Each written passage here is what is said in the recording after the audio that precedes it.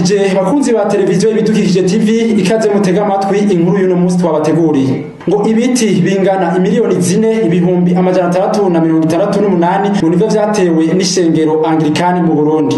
Ivyo biti ngo bikaba vyatewe ku mitumba ishika 286 mu kiringo cyo kuva mu mwaka wa 2013 gushika mu mwaka wa 2019. Ivyo bigashikirizwa na Niyongabo Leonidas, umuhuza bikorwa mu biraba iterambere mu ishengero Anglikane ryo mu Burundi.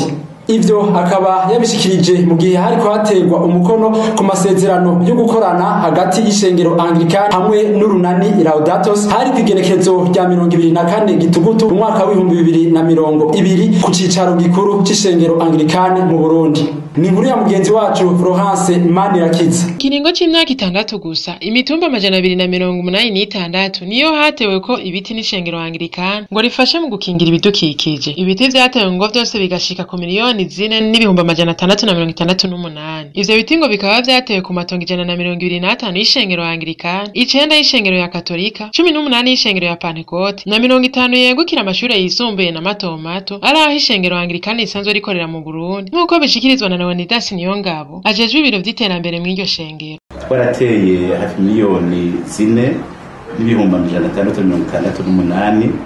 Ibitero tubikora n'abanyagihugu bashika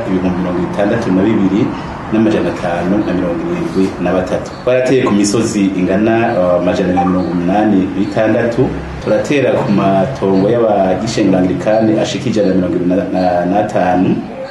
Turatera ku matongo y'ishengero Katolika ashika kuri 9, Pentecote 18, kandi twarateye no ku matongo y'amashuri primaire na secondaire matongo ashika 50. Akavuga kandi ko gukingira ibidukikije ngo ari igikorwa c'umuntu wari we wese, akahamagarira n'ayandi mashengero kuza ngo bakorere hamwe. Akaba yabivuze igihe hari hahejeje gutegwa ku mukono ku masezerano yo gukorana hagati y'urunani Laudatos n'ishengero Anglikani mu Burundi. Aho hari kwa 24 Gitugutu 2020 ku cicaro c'iryo shengero mu Burundi. Ndakengurukire cyane mugenzi wacu Florence Manirakiza, ndakengurukire cyane namwe bakunzi ba televiziyo Ibidukikije TV kwa mwaduteze amatwi. Ni na hano inkuru y'uno munsi igarukiye. Tubahe isango ejo aho bukera na gahindukira.